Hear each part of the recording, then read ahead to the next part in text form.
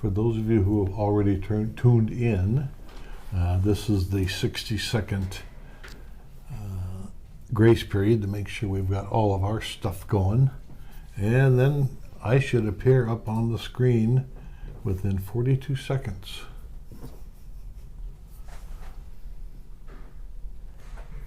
Here we go.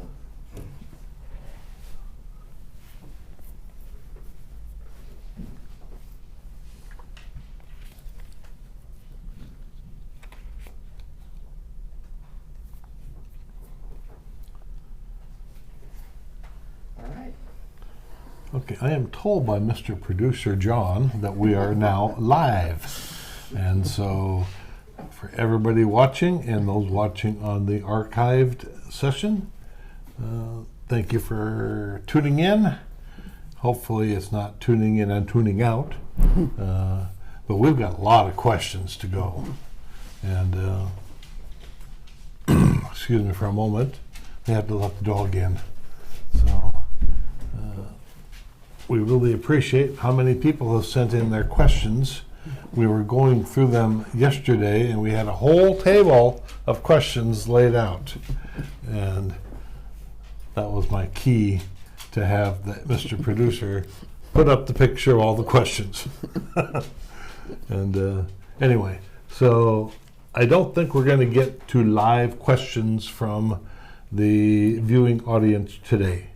We do plan on doing several more of these, and so we'll hopefully get to those as we move on in this experiment. With me is Gila Hayes. Gila is the Chief Operating Officer, and she is my brains, or she is the brains of this outfit. And we also have a German Shepherd dog running around, which will probably make a cameo appearance if she doesn't grab all of the cords and rip them all down. So anyway, basically what we're going to do is we're going to answer questions that have been emailed in. And so Gila, let's have the first question. All right. Well, we've got a couple asking about the state of the network, and so this gentleman wants to know about the overall health of the Armed Citizens Legal Defense Network, and as a follow-on question, what is the status on enrolling new members who live in Washington State? Okay, if the overall health of the Armed Citizens Network was a graph chart, it would show straight up the mountain to the very top. We have never taken a dip as far as membership goes, and our Legal Defense Fund is over $4 million, which we consider that fully funded, and we'll be adding more money to that as needed, but it's almost a self-funding operation at this point. So the overall health is great. Just yesterday, this is regarding to Washington State membership, just yesterday we received notice from the Washington State Supreme Court that they have decided to, what's the word I'm looking for? To turn down an additional appeal. So we got one appeal to the Washington State Appellate Court of the ruling, and that was it. I guess there's very little justice in Washington State, and it really kind of breaks my heart to know that these anti-gun politicians and anti-gun bureaucrats can just obliterate someone's business in this state, and we really didn't have a chance to fight it on the merits. But anyway, the good news is we've already have a plan in place to move on in Washington State. We had to get this resolved, and now that it's resolved, we can move forward. I'm not going to tell you all of the details of that plan right now. In fact, I don't know all the details of it, but we have a general outline of a plan to move forward, and I'm going to say hopefully within a month or two we'll be selling memberships in the network again in Washington State. Going back to your question about financial health, Marty, another member has asked a great question, says, can the network withstand the financial impact of political prosecution such as was seen with the George Zimmerman case or the Kyle Rittenhouse trial? Well, that was the purpose of the network, is so our members could fight these types of prosecutions. It's my understanding that both of the legal fees went around $1 million or so. Well, if you're a math major, and we have $4 million on one side in the legal defense fund, and we have expenses of $1 million, then yeah, we're going to be able to handle that just fine. But here's the thing. I look forward to our first political prosecution on a big scale, like a Zimmerman or a Rittenhouse, because I've always wanted to go on Fox News and talk about stuff. And so if we have one of our members who is being prosecuted and is the new cause for the anti-gunners, you will see me on the talk shows. You'll see me, and I'll be explaining why we do what we do, and we'll be fundraising for the defense, and we'll be fundraising for the network. So I am not worried at all about one of those prosecutions.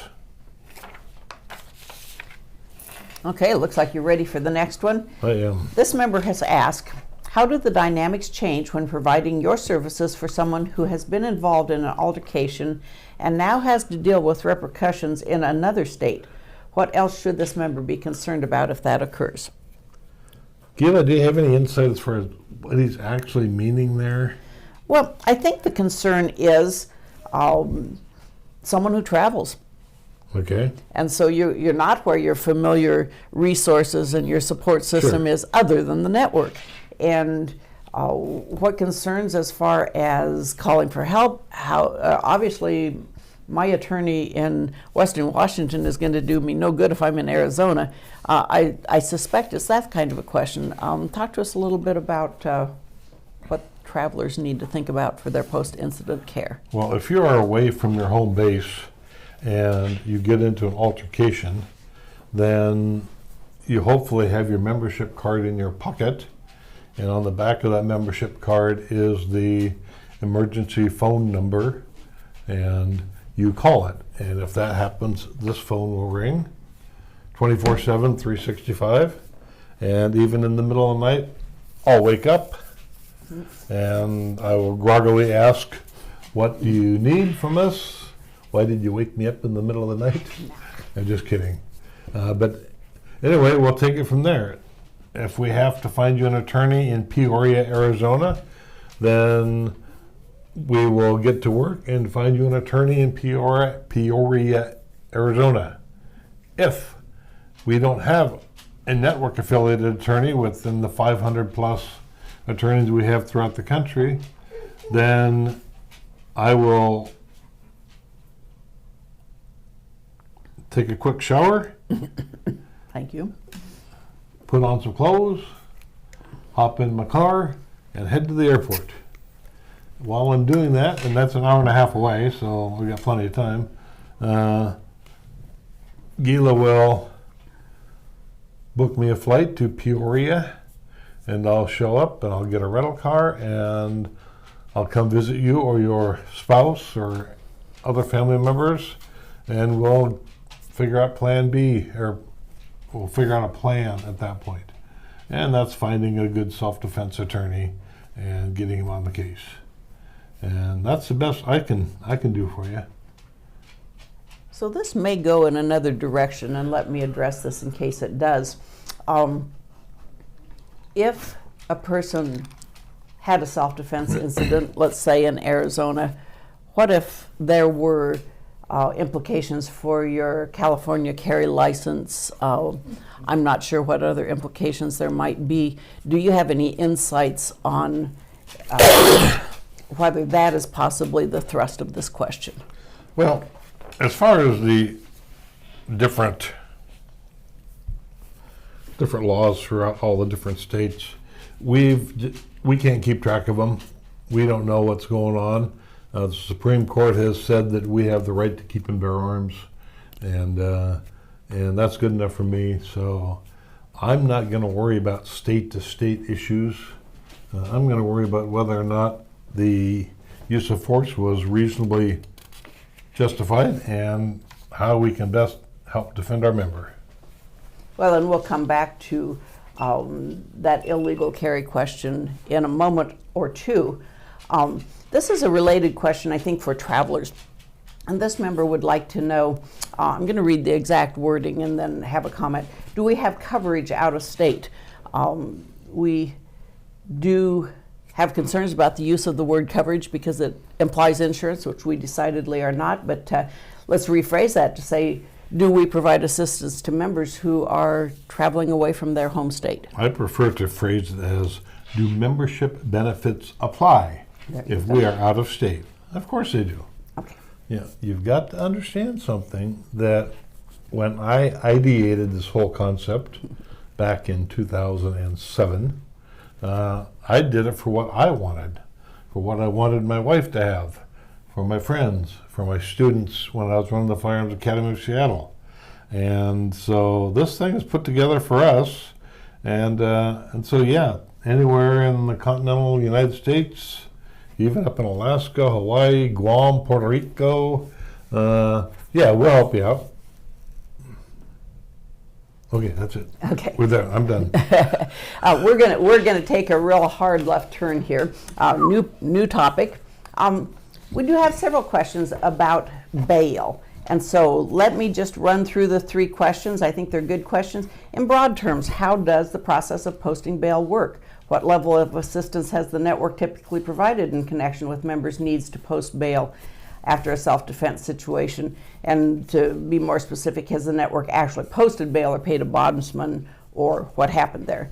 What is the role of the bail bondsman? Is one typically needed for an otherwise law-abiding member of the community with no prior convictions and someone seen as a good citizen with a good reputation who does claim self-defense?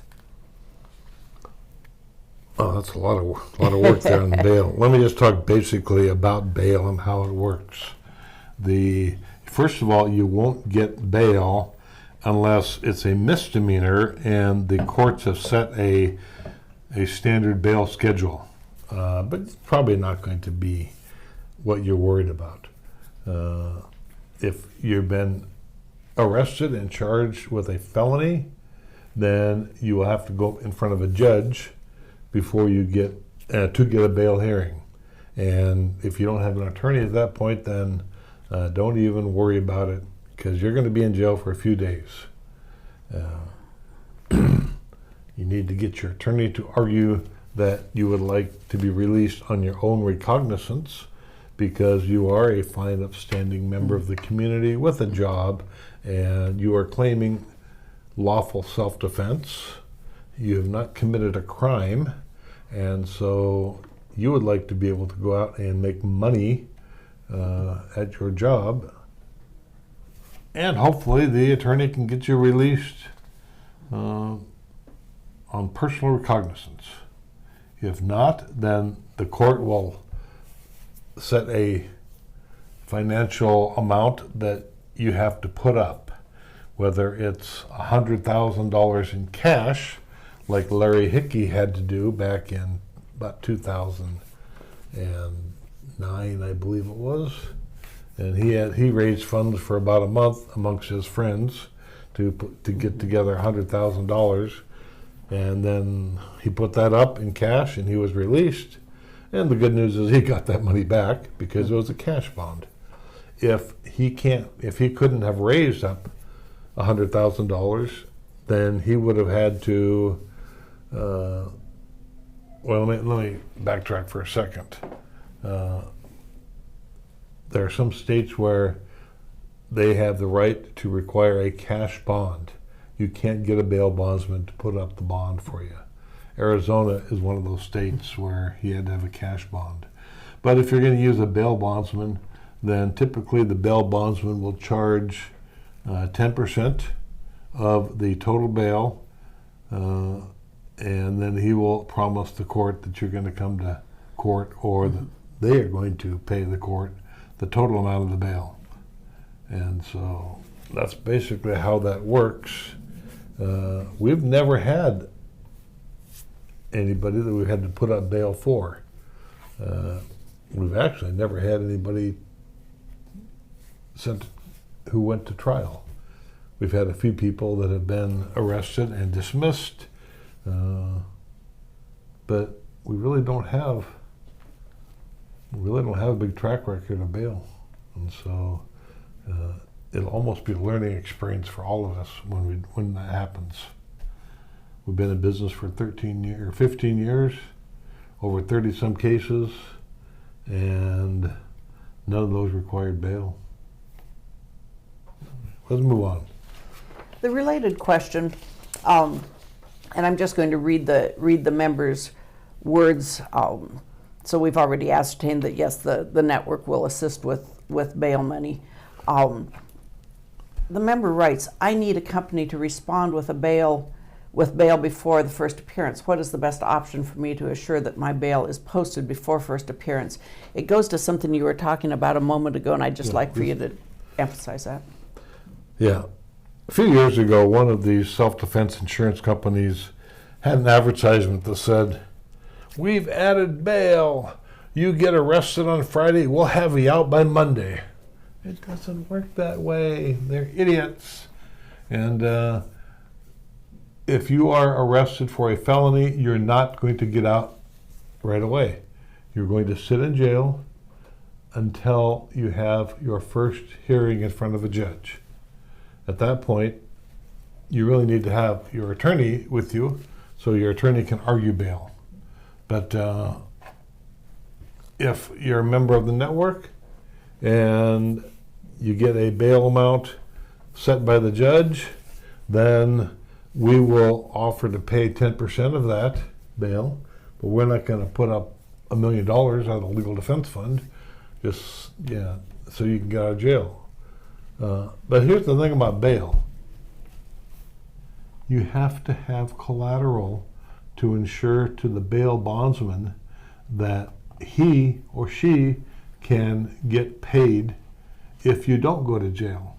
In other words, if it's $1 million, if he's going to put up $1 million worth of his cash for a $100,000 fee, then he's going to want $900,000 in collateral, which means you sign over the titles to your cars and the titles in your gun collection and all of your gold and silver, all your jewelry. Maybe you'll raise up $200,000 or $300,000, and then you'll end up signing over the title to your house, and until he got enough money in collateral that he could sell it all and get his money back, because he's going to have to pay out $1 million to the court. So that's how that works. Gila? Okay. We're shifting now to decisions about funding, and we've got several. So the same member who had the question about the initial appearance also asks, your website says that you will pay for any justifiable use of force, whether firearms related or by other legal means. When do you decide when use of force is justifiable, and how long will that decision take? Do you decide before the legal process begins or after the process ends, which could be years?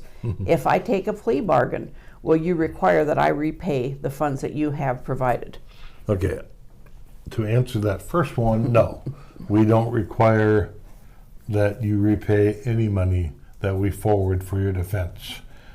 Whether or not you're convicted, whether or not you take a plea, the money's there for you guys to tap into and use, and that's what we started this whole thing. So you don't have to worry about recoupment like all these other self-defense insurance plans have in their contracts, where you have to perhaps pay them back. So let me just check this question. How we make the funding decision is pretty easy. You're going to tell me over the phone, was it a use of force in self-defense? If you say yes, then that's enough information for me to get a hold of an attorney, if you don't have one, to make arrangements for the attorney to represent you, to pay that attorney a retainer, and then the attorney will find out what exactly occurred or what type of evidence there is to against you. That may take a day, that may take a couple days. After that, then I will ask the attorney, is this a legitimate act of self-defense? Can you argue self-defense?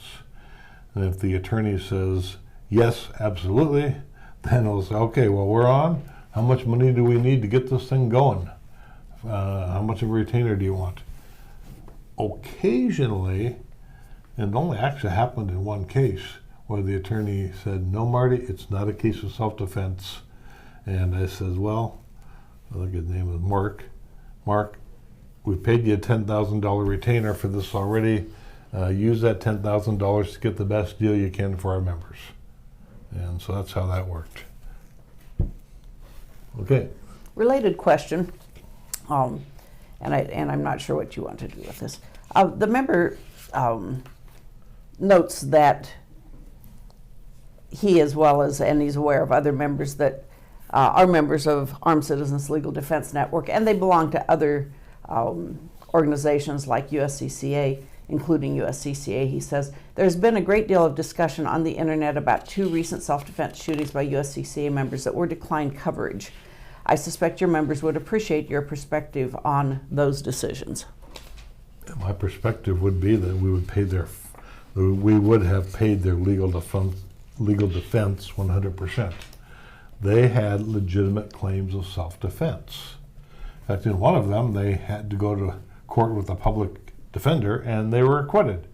The other one, the judge allowed them to argue self-defense, and that's pretty much the barometer that I use. Is there sufficient credible evidence for a judge to allow you to argue self-defense? If so, then no problem. Yeah. You may say, ask and answer to this one. The member would like you to run through a scenario explaining how the process from contacting the network after a self-defense incident to receiving representation works, especially how bail works, and retaining an attorney. It appears that there's a good possibility that this would take some time, meaning the member could spend a few days in jail. Yep. Member could spend a few days in jail. Mm-hmm. Yeah, it's what you volunteer for when you strap out a gun, go out in public, and say, I am not going to be victimized. And of course, you need to know all of the legal parameters when you could use that gun. But if you haven't come to the understanding that you may be treated roughly by the legal system for a few days, then I'd recommend you carry pepper spray.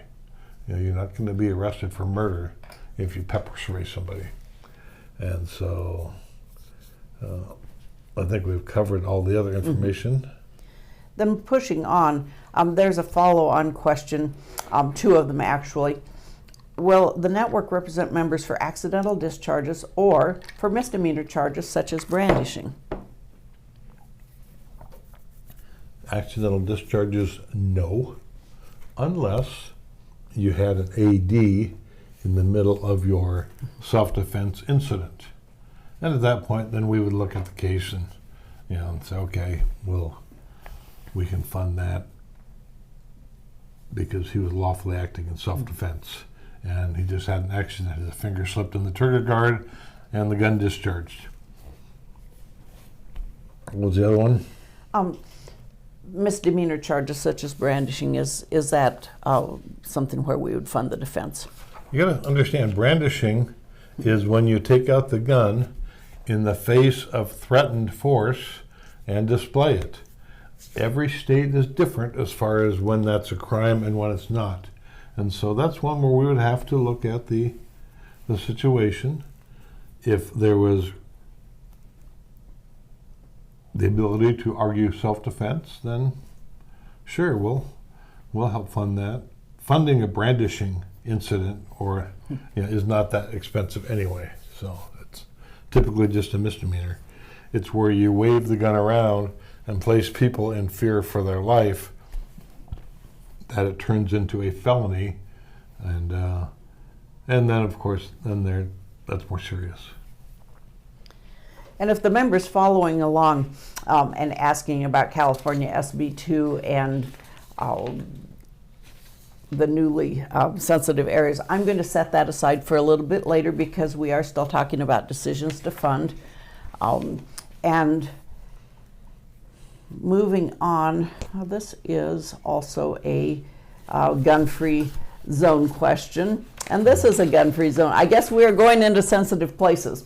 Let me just make a broad statement on that. Very good. So we can Sure. move on.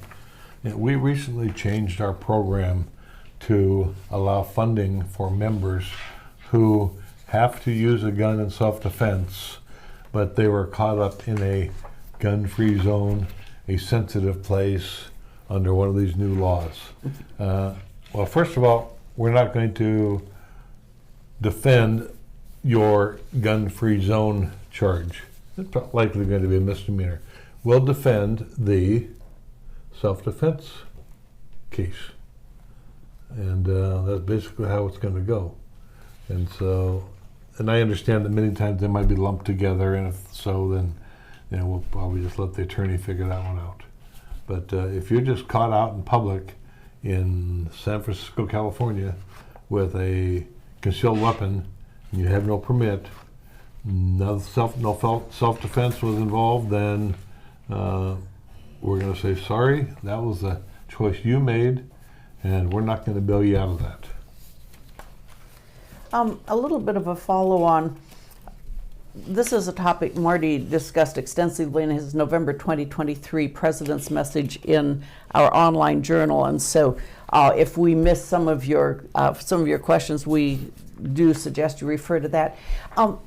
One of the members who asked about the sensitive zone violations took it a little further and said, well, what about other violations? What if my CCW permit is expired?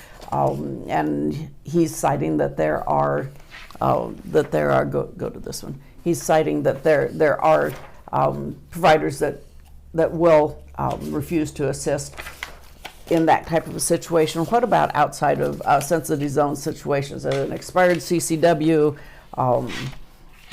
a noise complaint, all kinds of things of that nature. I don't even know where that one is. Here. Okay. Well, again, I'm not going to worry about whether or not your concealed carry license is expired or not, or whether you drift over an arbitrary line on a map. What we're worried about is self-defense, and as long as you're justified in using your firearm in self-defense, then we're going to provide your legal defense, assuming, of course, it is reasonable. Go ahead, Gila. Let's move on. I'm tired of these. Well, one more traveler, if we may. We Okay. travel by RV cross country. What is the reasonable or safe thing to do in terms of carrying anything for protection? The laws seem to be such an inconsistent patchwork of different rules, not only at the state level, but even local governments enacting their own rules. And he would appreciate your comment on that. I, too, travel by RV a lot, trying to do more of it, but I'll usually take 2 or 3 trips a year. And I have to worry about the different gun laws, etc., different states. I know that if I'm going into a state where possession of a firearm is a felony, then I'm not going to be in possession of that firearm. If I'm going to be in possession of a firearm for 3 hours and it's a misdemeanor, I'm going to make sure I have bail money with me to bail out immediately and continue on with my vacation. That's all I got. Well, then Yep. we're taking a hard subject change here. Okay, hang on, let me just I'm sorry. one comment. Everyone is responsible for their own conditions. You don't join ACLDN to bail you out so you can go out and violate the law. We might help under certain circumstances, but basically that's what I get to say on that. How are we doing on time there, John? We're just about 30 minutes in. Okay. Excellent. Yeah. And we're burning right through the pile, so We're going to limit this to an hour. I don't think anyone could listen to me for longer than that. unless they paid a whole bunch of money to do so and they don't want to lose it. Okay, All right. I'm ready. Big subject change. A member who's been with us for years and years asks, has the network had occasion to lend financial support for defense counsel in a civil lawsuit after an act of self-defense?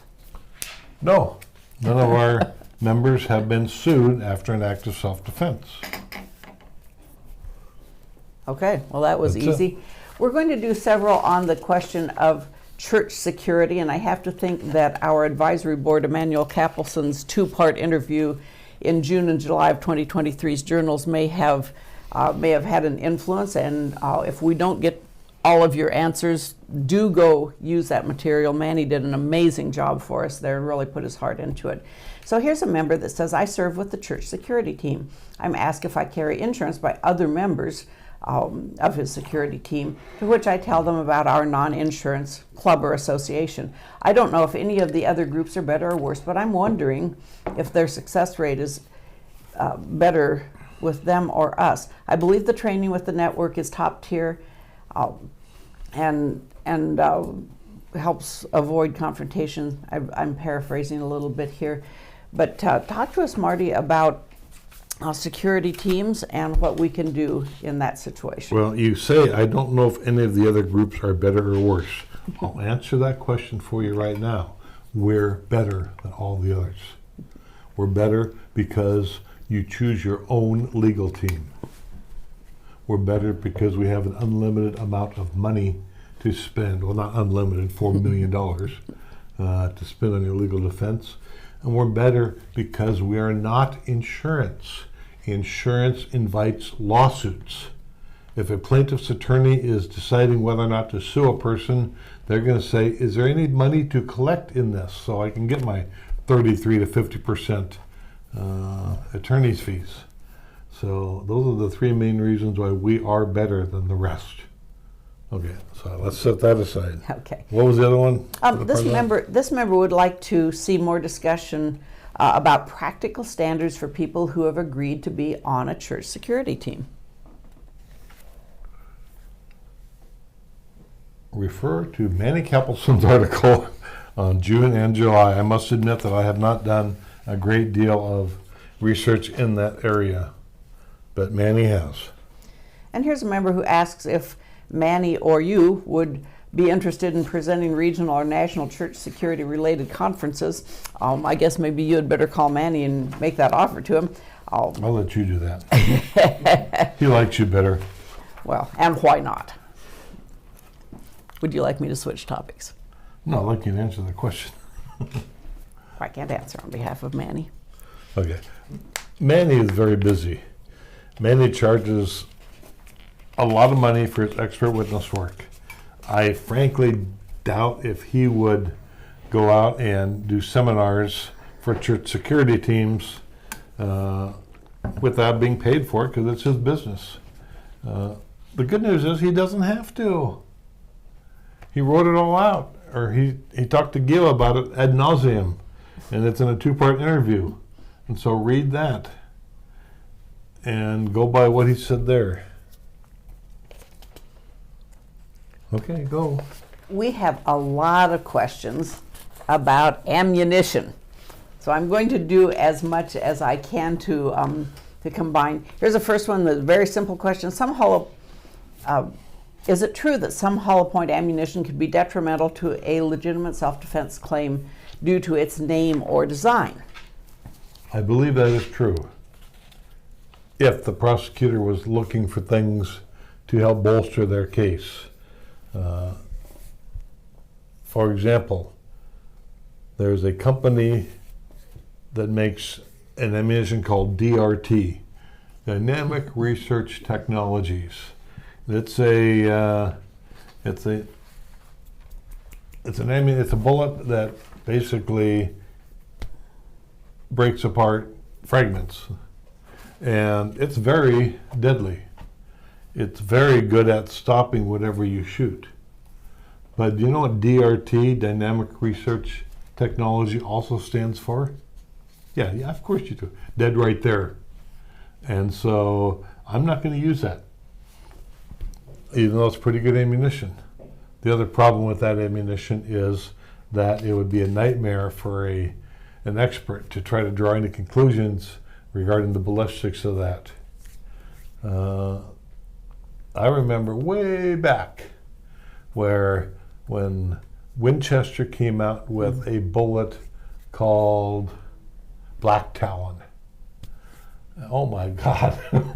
Can you imagine if you shot a black man using Black Talon ammunition and the plaintiff's attorney or the prosecution got a hold of some of the advertising that they were using at that time when they talked about having several razor blades cutting holes in people? Geez. Yeah, that could be used against you. What you need is a good quality jacketed hollow point. The hollow point primarily to keep the thing from over penetrating. Let's talk about calibers a little bit. This member asks, as the 9mm cartridge is now favored over other semi-auto cartridges, would using another cartridge, 40 caliber, 45 caliber as examples, create a legal perception of having a killer mindset if I was in a defensive shooting? If you're being picked apart because of your choice of ammunition by the prosecutor, then that's good, because your expert witness, your ballistic guru, is going to come to court and he's going to explain to the jury why your choice of ammunition was just fine. If it's a 10mm, he's going to explain that the FBI once used a 10mm. And the only reason that they don't use it now is because it was simply too punishing for their smaller FBI agents to control. There's all kinds of ways to knock down that argument. And if that's all they've got, then you're going to win that case. At least that's my belief. A related question. Is there any advantage to carrying the same rounds in my everyday carry firearm as my local police department specifies for carrying in their duty weapons? I would be trying to avoid any prosecutor's challenge to my choice of rounds as being inappropriate for whatever reason. Yeah, that's Masada Ayoub's advice, and it's great advice, assuming that your police department is carrying good ammunition. Find out what they're carrying. If it's a Speer Gold Dot bullet, you're golden, so to speak. But I wouldn't rely upon the local police department to know as much about ballistics as you or one of the people you read about. But yeah, it's a good idea if you can find it out, and if it's a good round, then yeah, use it. The next question is pretty much an identical one there, so I think we're going to consider that asked and answered. Here's another question, pretty close. My carry pistol is a Ruger SP-101 in 32 H&R Magnum. I use buffalo bore ammunition. Could there be any issue using this brand? While it is expensive, it is available and stronger than other brands. It will be buffalo bore. The name is designed from, basically it was a hunting bullet before it found out that it was pretty good for self-defense too. And if it were me, I would not carry buffalo bore ammunition until you call up the president of Buffalo Bore Ammunition, and it's a small company, he'll talk to you, and you ask him how he is going to defend the naming of that bullet. If he's not willing to talk to you, that's a clue. I've got a friend named Cameron Hopkins. Cameron is also the president of Super Val Ammunition. Cameron will go to court for you and talk about his ammunition that he makes. Yeah, if you're using one of these boutique companies, in other words, a Corbon or one of these other ones that are not mainstream, then make sure that their president would come to court for you and discuss why he named it Dead Nuts Killer Ammo or whatever name is on it. Well, and following on, here's another question about the name game. What about carrying ammo like Underwood 9mm Extreme Defender that's advertised to do more damage to the target? Could this be used against you in court? Yeah, it could be. You've got to be able to refute that, and we've talked about how do we do that. Are there liabilities and drawbacks for carrying more powerful ammunition, the same member asks. Yeah, there's liabilities and drawbacks and advantages. Okay. This is a 10 millimeter cartridge.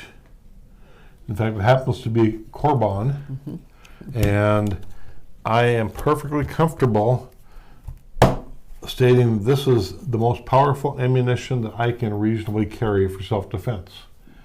I want to be able to stop the person right now, not after he or she bleeds out over the course of 14 shots with your Bambi 9 millimeter load. And so I use a very powerful ammunition. I either carry 10 millimeters or I carry .357 Magnum, and in a pinch I'll carry a 45. But I don't want to have to shoot them a dozen times, and which is probably pretty much going to require it, or going to result in their death. They're going to bleed out before they get them to the hospital. I'll shoot them once or twice with a high-powered round, and hopefully they live. But hopefully they also stop doing what they were doing before I had to shoot them. Okay, that's it. All right, we're going to take a subject change here. This is from the same member, but they're asking if you would list out member benefits of the network, and I'm wondering if you just want to refer to the YouTube video you did, Setting the Record Straight. Yeah. That was a wonderful piece of work. Go to YouTube, type in Armed Citizens Legal Defense Network in the search parameters. The video should pop up, Setting the Record Straight. It is a list of things that the ACLDN does, and also a list of things that we don't do. In other words, we set the record straight on a bunch of the stuff. All right. We're going to take a change here of subject, a couple about interaction with law enforcement. The first one is actually something that Mossad spoke about in an interview that he gave in May of 2019 in our journal. But this member would like to know, a CCW holder is pulled over by law enforcement for a traffic violation.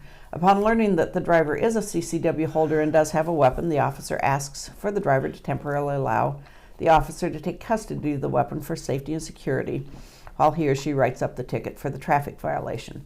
However, before the officer returns the weapon to the CCW holder, he asks if they can prove ownership of it.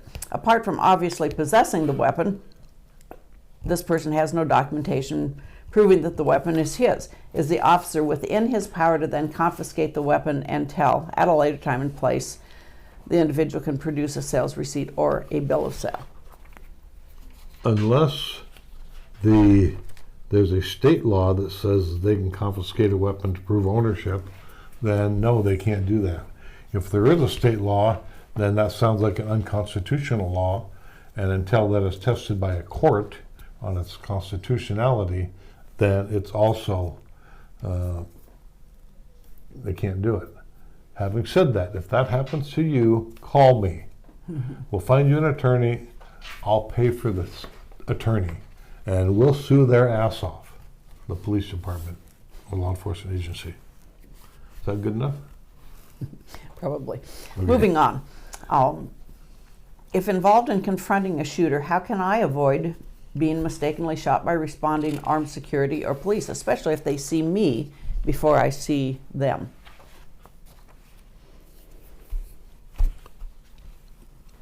There's way too many details to be able to answer a blanket, answer with a blanket answer. You need to make sure you don't have a gun in your hand. You need to identify the witnesses around you and tell the witnesses that, to tell the police that you are the armed citizens. I like the idea that you call the 911 initially, and that way when officers are showing up, you say, "Officer, I'm the one who called. The man down there is the perpetrator," and go from there. There are very, very few instances where an armed citizen is shot by a responding officer. And I don't think it's that big of a deal. I know you've got the question, and that's great, but I don't think it's that big of a deal if you just keep your head cool. Make sure you call the police. When police show up, you've got your hands up. Officer, I'm the one who called. How can I help you? Something like that. You're not going to get shot. Okay. Okay, changing topics. We've got a number of questions on attorney selection, finding an attorney. This may be, looking at Mr. Producer, looking at the clock, the last one, depending on how far this goes. So here's the first one. Well, we got 15 minutes. This will be good then. How important is it to have arranged or retained a local lawyer prior to any incident? Is this something that can efficiently be done on the fly once a self-defense shooting has taken place? Regarding the incident, it doesn't matter because the incident is over. You were either justified or not. And so if you have an attorney in your pocket, then it's not going to help the incident at all. What we're talking about is the aftermath of the incident. If you can call an attorney and have that person come down to the jail or to the scene and talk to the police after they talk to you, then that is of great benefit. And it can't effectively be done on the fly. But here's the thing. If you don't have an attorney, you get involved in an incident, as soon as you can, you call me. The boots on the ground phone, the number's on your membership card. And I will either find you an attorney or I'll hop on the plane and we'll start heading out to Des Moines, Iowa. In fact, I know a good attorney in Des Moines, Iowa. So that shouldn't be a problem. But we'll come out and we'll get you a good attorney. It's the best that we can do. I don't think anybody else can do any better. So. Then if a person is wanting to get to know a local attorney to smooth those things out, how do you recommend approaching a local attorney to interview or begin a relationship? Well, if it were me and I was in an area that I had no understanding of any of the attorneys, I would simply, hang on a second, just had a thought. I would Google an attorney's name that you looked up, see if they have any reported news cases about handling self-defense cases. And you might spend several hours doing that, going through the attorney list in your area to see if there's anybody that handled a self-defense case, got an acquittal, that kind of thing. You can also contact your local county bar association. All the counties, unless they're a tiny little county, has a county bar association, and they might be able to give you an idea. I told a member the other day, get in your car, drive down to where all the attorneys work, get your business card out or your personal card and start walking around and knocking on doors. On the door, hi, I'd like to speak to Mr. Smith. Is he available?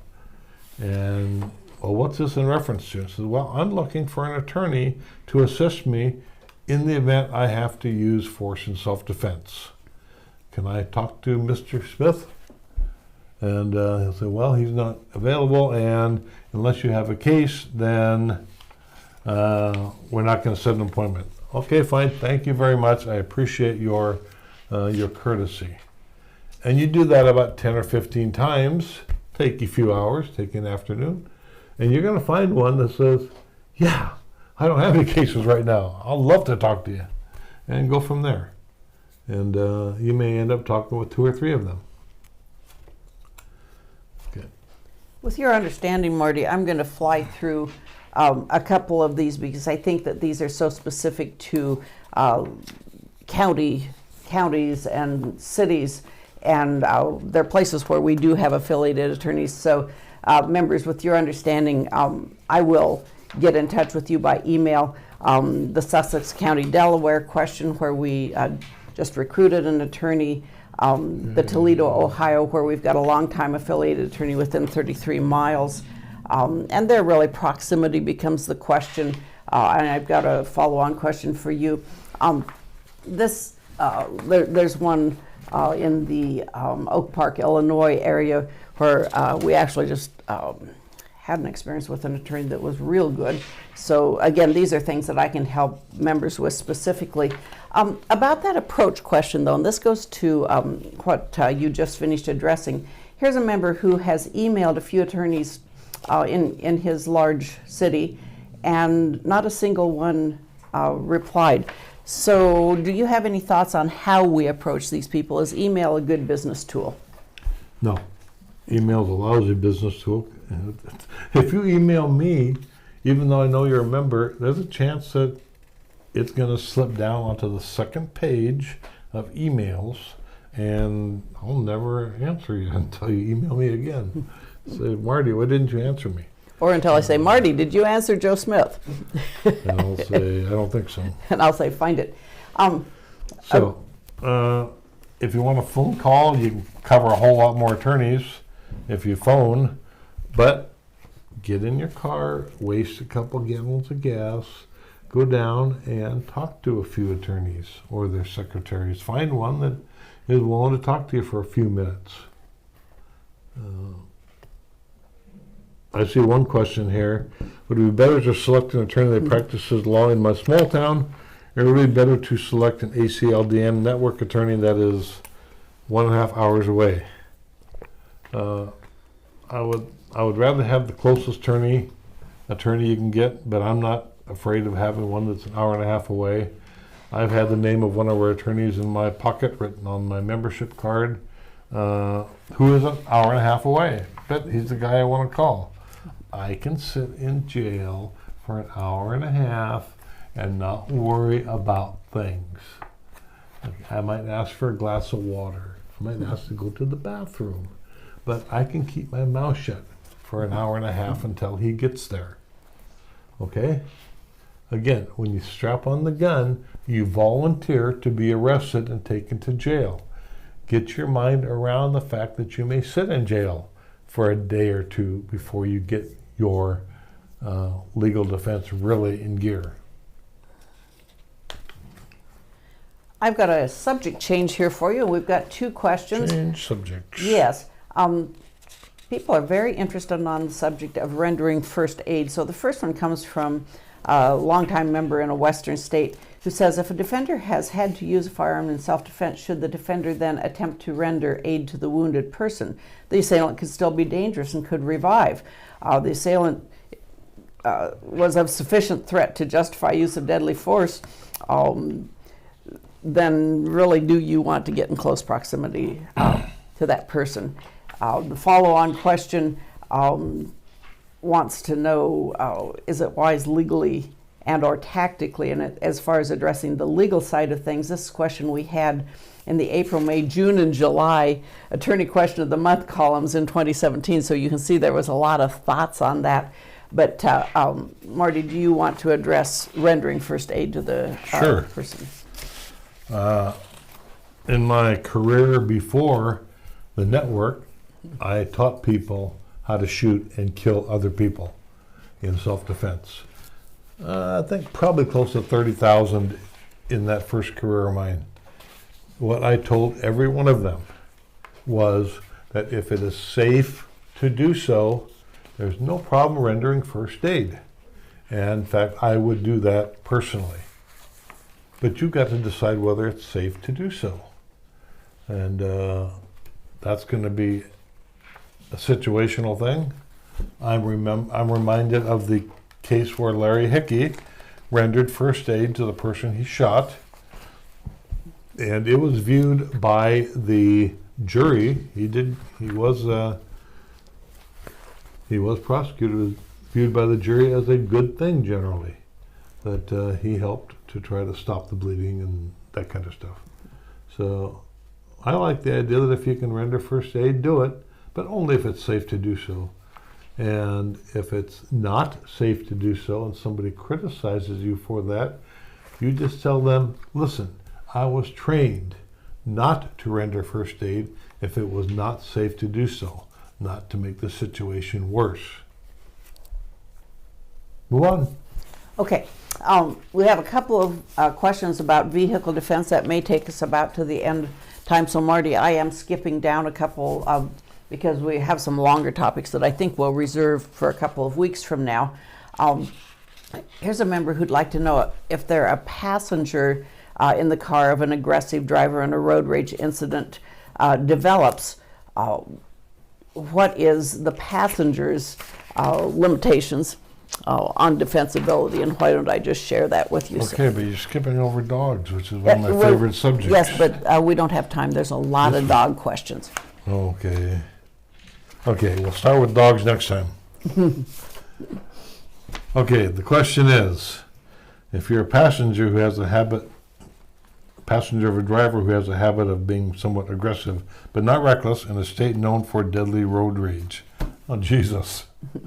You got the right not to drive with that person. If they're not going to follow your lead, then just say, listen, I don't want to ride with you anymore. That's my thoughts. Or give them a drink before you leave and say, listen, you've had a drink. I'm going to go ahead and drive. There's ways around this, but I really can't say how to safely do something that is patently unsafe, like riding in the car with an aggressive driver. Another related to vehicles will be your next one. And I'm not sure if it will be. I'll give you this here in a second. An attack while in the vehicle, and it becomes a deadly force. Windows are being broken. Apparent attempt to lay hands on the member, or if the doors are being opened, there's multiple people deliberately surrounding the vehicle, preventing escape, and would like to know your thoughts on defense and the legality of fighting your way out of that. I sure like to have a good can of OC-10 pepper spray made by Counter Assault Systems. No, I don't get paid for that endorsement. In my car with me at all times. And if you shoot someone, you're likely to be prosecuted unless they can show that they were instantly placing your life in danger. But if you pepper spray them, you're likely not to be prosecuted, and you'll have done the same thing. That's stop the situation. So pepper spray is good. Shooting is bad. Here's a question about if you're not in the car. If I were to look outside my home and discover someone trying to break into or vandalizing my vehicle and confronted them, and it was then necessary to defend myself, would I be considered the initial aggressor? Possibly. And are you calling 911 first? Are you going to grab your pistol and run out there to stop him from messing around with your car?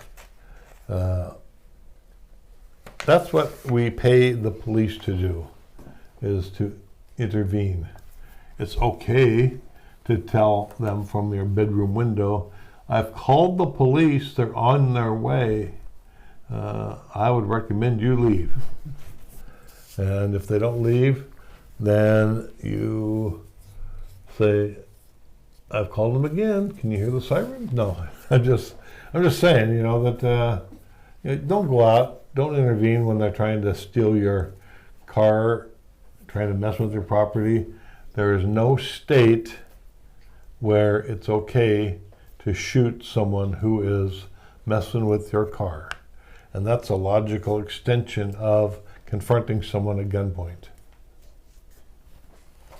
Okay, we've got a couple of questions relating to trespassers on property that you own. One is from a senior citizen, wants to know, can I show a gun without getting into trouble if someone comes onto my property and wants to cause problems and won't leave?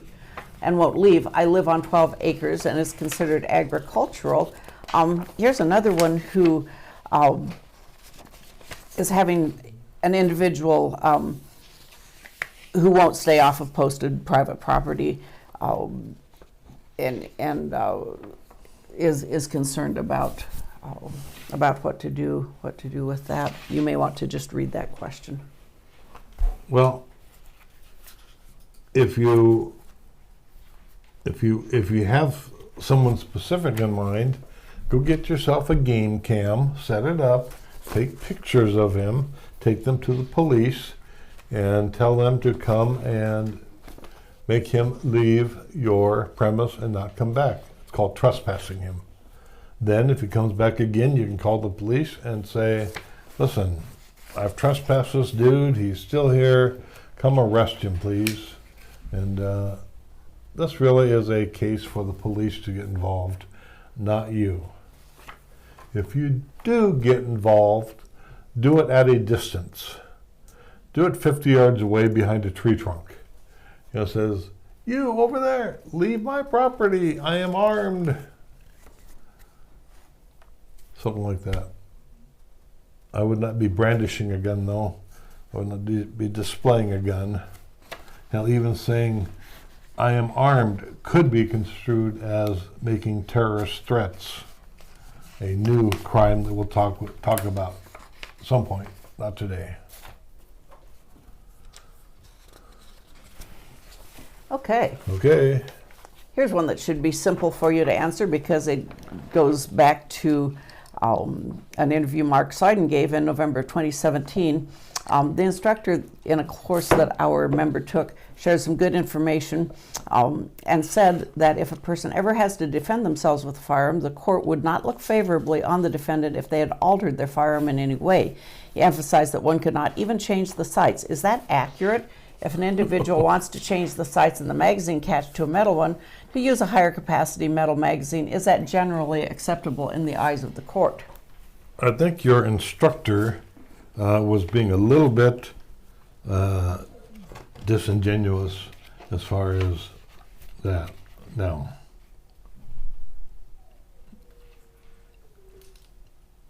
where people get in trouble with